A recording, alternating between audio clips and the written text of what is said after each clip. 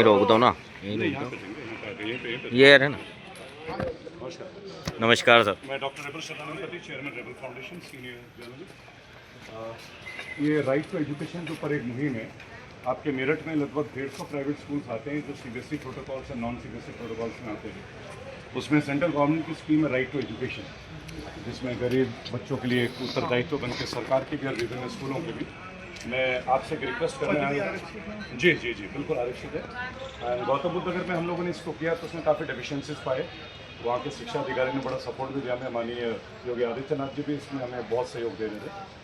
इसमें आप काइंडली एक वेरिफिकेशन कीजिए कि कितने स्कूलों में ये सीट्स अभी तक अलॉट किया गया 2025-26 में। देखिए, पहला कॉम्पोजिट फीस के नाम से कंटिन्यूस फीस बढ़ाई जा रही है, और वो कॉम्पोजिट फीस का जो स्ट्रक्चर है किसी भी अभिभावक को आज तक क्लियर नहीं कि what exactly is composite fees. तीसरा, एनसीईआरटी की जो बुक्स हैं, मान्यवर आप खुद एक संवैधानिक लगी भी नहीं है बुक्स किसी भी विद्यालय में। जी, तो इसको इम्प्लीमेंट कराना माननीय डीएम साहब के उत्तरदायित्व क्षेत्र में आता है, क्योंकि ये क्षेत्र आपका है। और है ना, साहब से हम चर्चा बिल्कुल जी। और इसमें जो स्कूल आपके प्रोटोकॉल्स को फॉलो नहीं कर रहा वो काफ़ी नामी गिरामी स्कूल हैं।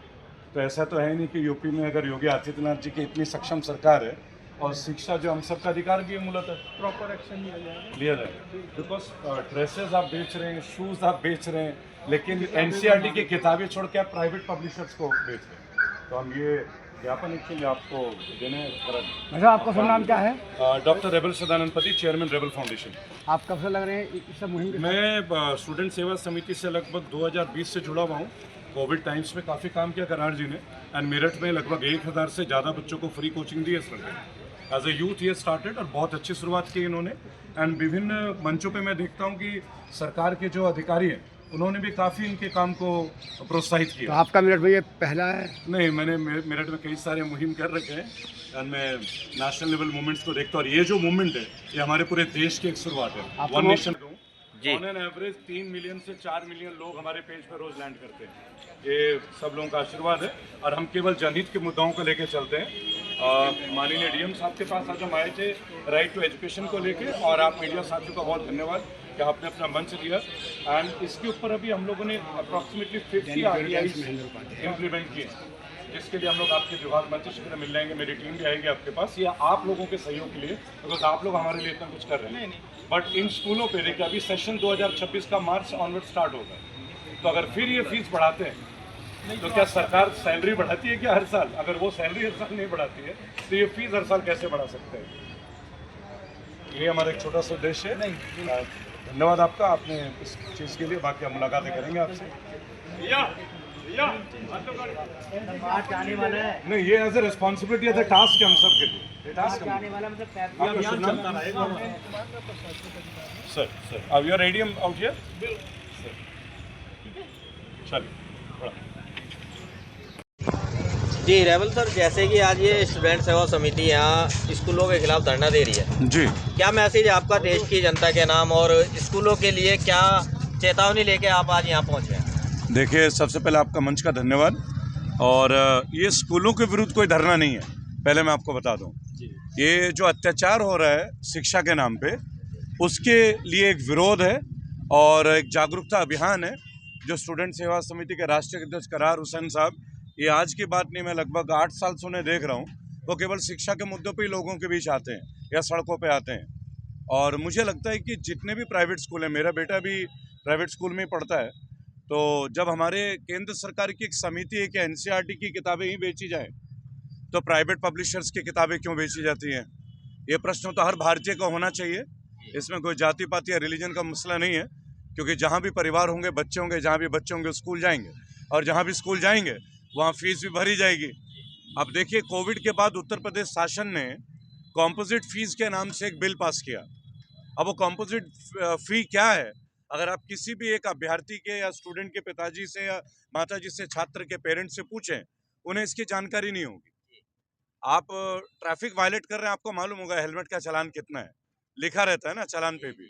लेकिन आप जब शिक्षा की बात करेंगे, उसके लिए कोई जागरूकता अभियान कभी नहीं रहेगा कि कोविड के बाद इतने फीस हर साल क्यों बढ़ाई जा रही है। पहले 10% बढ़ा लेते तो उसको उन्होंने कॉम्पोजिट कर दिया। और देखिए, मैं एक छोटा सा विषय आपको बोलूँगा, जो करार भाई और उनके टीम से लगातार हमारी पहले भी बात होती रही है। आप बिजली के लिए स्मार्ट मीटर लगाते हैं, जी राइट? तो यार फिर अपने स्कूलों के लिए स्मार्ट बोर्ड लगाएं, स्मार्ट टीचर्स रखें और स्मार्ट फीस भी रखें ना। गलत तो नहीं है भाइयों? बिल्कुल। आप बिजली के मीटर लगा दे रहे हो, पीली बल्ब से आपको बिल आता था, व्हाइट बल्ब में भी उसका डबल बिल आ रहा है, एक छोटा सा विषय है। लेकिन आप अपने ही देश के पब्लिकेशन को, अपनी देश की छपी हुई किताबों को स्कूलों में अप्लाई नहीं कर पा रहे। एनसीईआरटी की किताबें अत्यंत ही सस्ती हैं, 10वीं क्लास की सारी किताबें 300 रुपए के अंदर आ जाती है अगर आप एनसीईआरटी से लेते हैं। लेकिन मैं स्कूलों का नाम लेके बोलता हूँ, GD Goenka, DPS, APJ international, विश्व भारती, कैतान पब्लिक स्कूल, जितने मर्जी स्कूलों में आप चले जाएं, हर स्कूल में आप किताबों का रेट देखें तो स्कूलों के लिए सरकार के कायदे कानून अलग हैं और उनके अभिभावकों के लिए कायदे कानून अलग हैं क्या? ये प्रश्न तो, सवाल तो ये करना ही चाहिए ना। मैं सरकार से भी, शिक्षा मंत्री से भी, यहाँ के सांसद से भी और यहाँ के जिला अधिकारी से भी, कि सर आप भी तो सरकारी पद पे आए हैं, एग्जाम पास करके आए हैं, तो आप समस्त स्कूलों में एनसीईआरटी की किताबें अप्लाई क्यों नहीं कर रहे हैं? और क्या एक जिला अधिकारी महोदय की जिम्मेदारी नहीं बनती है?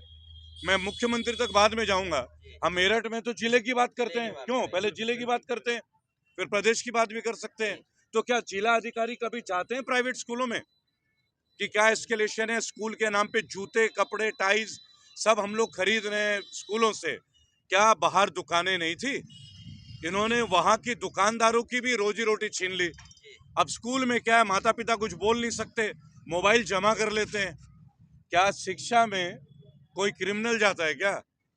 एक प्रिंसिपल को क्यों भयभीत होना पड़ता है किसी अभिभावक से, किसी पेरेंट से, कि जब वो पेरेंट्स टीचर मीटिंग में आते हैं तो मोबाइल क्यों रख दिया जाता है? तो शिक्षा का अगर समान अधिकार की बात होगी ना, तो समान न्याय की भी तो बात होनी चाहिए कि शिक्षा सही में समानता के साथ दी जा रही है या नहीं जा रही है। और एक प्रश्न आपके चैनल के माध्यम से पूछूंगा कि हमारे देश में जनसंख्या बढ़ती जा रही है। मैं उत्तर प्रदेश का निवासी हूँ, मेरा आधार कार्ड उत्तर प्रदेश का, और माननीय पत्रकार महोदय आप भी उत्तर प्रदेश के होंगे, है ना? और ये सभी लोग, आप लोग उत्तर प्रदेश में रहते होंगे ना? तो मुझे बताइए, जो पिछले कोई बात नहीं, पिछले 10 सालों में अगर हमारी जनसंख्या बढ़ी है तो हमारे स्कूलों की संख्या भी तो बढ़नी चाहिए थी ना। लेकिन अकेले उत्तर प्रदेश में ही 90,000 से ज्यादा स्कूल बंद हुए। अब आप ये सोचिए, अगर हमारी जनसंख्या बढ़ रही है तो सरकारी स्कूल क्यों बंद हो रहे हैं? ये प्रश्न तो करना होगा। और अगर मेरठ में, तो मेरठ में पता कीजिए कि अगर मेरठ की जनसंख्या, आप वोटर लिस्ट को देख लीजिए, अगर वोटिंग की लिस्ट बढ़ती है तो पारिवारिक मेंबर भी तो बड़े होंगे। तो जिलाधिकारी महोदय से ये भी एक प्रश्न किया जाए कि कितने नए स्कूल खुले हैं, उनका एक डिटेल आप आरटीआई लगा करके भी करेंगे। पत्रकार महोदय, मैं एक्चुअली यही काम करता हूँ, क्योंकि आप इनसे सांकेतिक प्रश्न पूछेंगे, ये उत्तर नहीं देंगे, लेकिन आरटीआई के द्वारा अगर आप पूछेंगे तो जवाब तो देना पड़ेगा, और ये जवाब तो सरकार को देना चाहिए। तो मैं करार हुसैन साहब की इस मुहिम को और आप सभी भाई बहनों के मुहिम को पूर्ण समर्थन देता हूं। और इसका समर्थन देने के कारण है कि मैं भी एक अभिभावक हूं।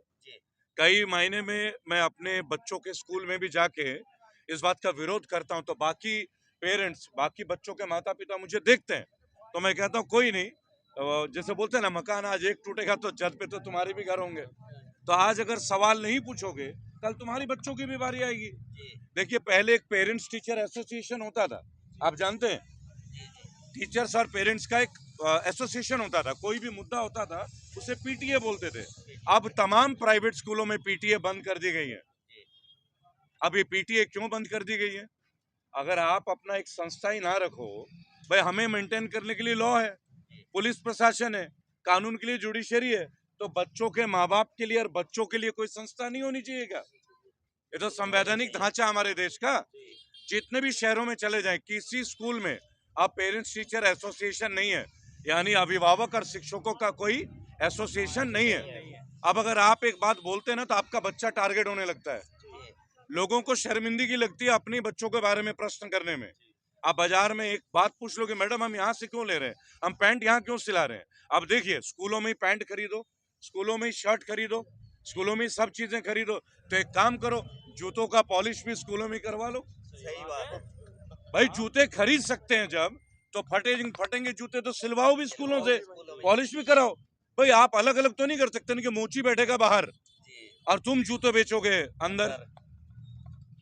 क्या स्कूलों में पढ़ने के बजाय स्कूल में जूते बेचने का भी सर्टिफिकेट सेंट्रल गवर्नमेंट ने दिया है क्या? आप आरटीआई करके देख लें, कहीं पे आपको ये आदेश नहीं मिलेंगे। और सरकार के नाक के नीचे हो रही है, बराबर। तो मुझे इस मुहिम को बहुत अच्छा लगा कि फीस बढ़ोतरी होगी तो पहले डीएम जांच करे, उसके पर्चे बटे ना, ताकि पेरेंट्स भी अपना विरोध दर्ज करें। अभी हमें केवल दंडित किया जा रहा है हमारे बच्चों के माध्यम से, चाहे कानून के माध्यम से। कानून तो हम मानते ही हैं, आप भी मानेंगे। कानून हमारा, देखिए, संविधान के दायरे में तुम्हें चलना ही चाहिए, पर ये संविधान का दायरा केवल पैसे चुकाने के लिए है क्या, या सुविधा पाने के लिए भी इसका अधिकार है? सारी बात इसके ऊपर है पत्रकार महोदय। तो इस मुहिम को राष्ट्रीय स्तर पे भी करने की आवश्यकता है। आप प्रदेश के तौर पे कर रहे हैं, हमारा मंच आज राष्ट्रीय मंच है। उस मंच में करार हुसैन साहब लगातार, इनके टीम के लोग आते रहे, तो मैं चाहूंगा इससे राष्ट्रीय मंच में करें। और इसके बाद एक ज्ञापन देते हैं डीएम साहब को, उनका क्या व्यू है इसके बारे में, क्योंकि मार्च में अभी नया सेशन स्टार्ट होगा। ये साल तो चला गया, अगले साल तो कम से कम अभिभावकों को, बच्चों के लिए कुछ रियायत बरतें। जी करार भाई, आप क्या कहेंगे? रेबल भाई भी इस मुहिम में साथ खड़े हो गए आके, क्योंकि जहां गरीबों की, बच्चों की और सरकार की लापरवाही जहां दिखेगी, वहां रेबल भाई खड़े हुए मिलते हैं। क्योंकि असल मुद्दे जो हैं दुनिया के सामने लाने बहुत ज़रूरी है, जो कहीं ना कहीं छुपे हुए हैं उनको आप लोग उठा रहे हैं। और ये मुद्दा आपने अभी बाइट में भी बोला था, और रेबल भाई आए हैं, तो क्या मैसेज रेबल भाई से जुड़ के आप देना चाहेंगे? देखिए, सबसे पहली बात तो मैं रेबल भाई का और आपका धन्यवाद करना चाहता हूं। और दूसरी बात ये कि समाज के लिए पिछले 8 साल 9 साल तो मुझे हो गए देखते हुए, रेबल भाई भी लड़ रहे हैं जी। और कहीं ना कहीं वाकई इस चीज़ से मुतासिर हैं कि ये समाज के अंदर जो हमने मुद्दा उठाया है, ये एक करार हुसैन का या रेबल भाई का नहीं है, ये पूरे समाज का मुद्दा है, ये पूरे भारत का मुद्दा है। जो मुद्दे हमने उठा रखे हैं, और ख़ास करके ये जो नींद में है सरकार, इसको अब जाग जाना चाहिए, क्योंकि हम लोगों को बहला फुसला के सारे काम ये सरकार कर रही है जी। लेकिन जिस दिन जनता जागेगी, जिस दिन जनता को पता लगेगा, उस दिन इनका अंधेरे होगा और कुछ नहीं होगा। दूसरी बात यह है कि आज जो स्कूलों की कालाबाजारी चल रही है, उस कालाबाजारी को लेकर के हमने 10 बिंदु रखे हैं इसमें। जी। पूरे भारत में कहा जाता है, हम कह रहे हैं इस बात को, एक भारत एक कोर्स। अकॉर्डिंग बोर्ड के अलग अलग कर सकते हो, लेकिन एक भारत एक कोर्स। यूपी बोर्ड है तो यूपी बोर्ड के सभी स्कूलों का, जो पूरे भारत में सभी स्कूल, अगर मान लो यूपी में स्कूल हैं, जो यूपी बोर्ड के स्कूल हैं, उन यूपी बोर्डों का सबका एक ही सिलेबस स्कूल कोर्स होना चाहिए। और प्लस आज तकलीफ दे वाली बात यह है कि हर एक दुकान पे नशे की चीज आराम से मिल जाती है। बड़ी तकलीफ की बात, हर एक नशे की चीजें किसी भी चौक चौराहे पे दुकान पे मिल जाती है। हम चाहते हैं कि इसी तरह से ये बंद हो करके, इसी तरह से हर एक चौक चौराहे पे, गली महल्ले पे, दुकानों पे ये कोर्स मिलने लगे, ताकि हर एक बच्चा, हर एक नागरिक वहां से आराम से खरीद के, परचेज करके, और उसमें कमीशन कट के वो अपने घर ला करके पढ़ सके। हो सकता है जो लोग, हमने डिमांड करी कि उन स्कूलों के जो स्कूल अच्छे चल रहे हैं, उन स्कूलों में 30% सीट, क्या उन गरीब बेचारा जो बेसहारा हैं, मजलूम हैं, जिनके कोई नहीं है, उनके लिए वो सीटें होनी चाहिए या नहीं होनी चाहिए? जब कहा जाता है कि ये मेरा मौलिक अधिकार है, भाई शिक्षा पाना मेरा मौलिक अधिकार, लेकिन मेरा तो मौलिक अधिकार छीना जा रहा है। भाई आप और मैं इतने गुंजाइश वाले, चलो ठीक है, अपने बच्चों को पढ़ा रहे हैं, कर रहे हैं, लेकिन कहीं ना कहीं ऐसे समाज के अंदर जहां 60-70% की पॉपुलेशन ऐसी है जो गरीबी से आज जूझ रही है। 5 किलो राशन के बदले 5 किलो किताबें दे दो। हाँ, 5 किलो राशन के बदले 5 किलो किताबें दे दो। नहीं, अभी आपने एक चीज और कही थी कि जैसे स्कूलों में कोर्स मिल रहे हैं, एक्चुअली उसका रेट है 200 रुपये, 300 रुपये, और पूरा कोर्स मिला के स्कूल वाले क्या करते हैं, 10,000 बना देते हैं। अब 3,000 रुपए मिल जाएगा। पेरेंट्स उस चीज को मुद्दे को उठाएंगे नहीं कि आपका कमीशन कट के कितने का मिलेगा। जब तक ये क्वेश्चन नहीं जाएगा तो कैसे होगा। आवाज उठाएंगे, इसी के लिए पत्रकारों की जरूरत होती है। उनके अंदर का भय कि उनका बच्चा स्कूल में टारगेट ना हो, ये भय निकालना मीडिया का काम है। मेरी बात सुने, अगर हम जागृत करें इस चीज को और जागरूक करें लोगों को, ये मुहिम सबके घर की मुहिम है। आप सिग्नेचर कैंपेन करते हैं, आप शिक्षा के नाम पे एक सिग्नेचर कैंपेन मेरठ से शुरू करें, पूरे देश में जंगल में आग की तरह जाएगी। एक गुंडा भी अपने बच्चे को पढ़ाना चाहता है, वो अपने बच्चे को गुंडा बनाना नहीं चाहता। एक जनरल मानसिकता है। हर व्यक्ति के जीवन में आज जो समस्या है, उसकी पृष्ठभूमि, उसके पीछे समाज और उसके आर्थिक स्थिति भी कहीं ना कहीं निर्भर करती है। हम विश्व की तीसरी सबसे बड़े इकोनॉमी बन रहे हैं, लेकिन हमारे यहाँ पे 60 लाख बच्चों ने इस साल स्कूल छोड़ा है। ये ऑफिशियल रिकॉर्ड है जो सीएजी का बता रहा हूँ। उसमें नंबर 1 पे उत्तर प्रदेश है, नंबर 2 पे गुजरात है। ये रिकॉर्ड मैं आपके मंच पे ऑफिशियली बोल रहा हूँ, गलत बोलूंगा तो ये मोदी सरकार है, जेल भेजने में नंबर 1 काम कर सकती है। दोनों ही राज्य इनके हैं। लेकिन ये सीएजी की रिपोर्ट है। राज्य तो सब भारत के ही है, राज्य किसी की बपौती नहीं होती। देश हमारा है, वही भी हमारे प्रधानमंत्री जी भी हमारे ही हैं, हमने चुना है उनको। यहाँ देश का विरोध या किसी पार्टी का विरोध नहीं है। पर आप एक बात सोचिए कि केवल 2024-25 में 60 लाख छात्रों और छात्राओं ने प्राथमिक शिक्षा को छोड़ा है, तो ये क्या संकेत दे रहा है। और 1.5 लाख से ज्यादा स्कूल बंद किए गए, 1.5 लाख से ज्यादा स्कूल बंद किए गए। तो अगर स्कूल बंद होंगे तो शिक्षा कहां से प्रचार होगा। लेकिन आपको एक बात बता दूं, चलिए उत्तर प्रदेश की बात करते हैं। 30,000 से ज्यादा स्कूल बंद हुए और 27,000 ठेके आवंटित हुए हैं। तो अब आप मुझे एक बात बताइए कि मधुशाला में जाके पाठशाला लेंगे क्या आप? मधुशाला में जाके पाठशाला लेंगे? या अगर आप चाहते हैं कि क्राइम को रोकें, शिक्षा हर चीज को जन्म देती। किसी बहुत महान शख्सियत ने कहा था कि शिक्षा शेरनी का वो दूध है जो पिएगा वो दहाड़ेगा, वो अधिकार मांगेगा, वो प्रश्न करेगा, वो सवाल करेगा। तो अगर वो सवाल करेगा तो 5 किलो राशन आपसे नहीं लेगा, वो कहेगा कि कॉलेज की किताबें भी हमें दी जाए, यूपीएससी की कोचिंग की भी सुविधा हमें दी जाए, टेक्निकल आईटीआई, जो लड़का नहीं ज्यादा पढ़ा लिखा है वो इलेक्ट्रिशियन का, मोटर वेंडिंग का, कारपेंटर का, हर तरह का कोर्स आप मुझे ट्रेनिंग दीजिए तो सही। क्राइम में भी तब लोग जाते हैं, मैं ये नहीं बोलूंगा, मैं कोई डिफेंस नहीं ले रहा, लेकिन मैं आज आपको एक बात बोलूंगा, अगर शिक्षा का असर घरों में घुस गया तो क्राइम बेअसर होने लगे। विदेशों में और हमारे में सब चीजों में सबसे बड़ा फर्क ये है, वो शिक्षा और चिकित्सा पे काम करते हैं और हम इलेक्शन आने टाइम 10,000 रुपए बांटने के ऊपर काम करते हैं।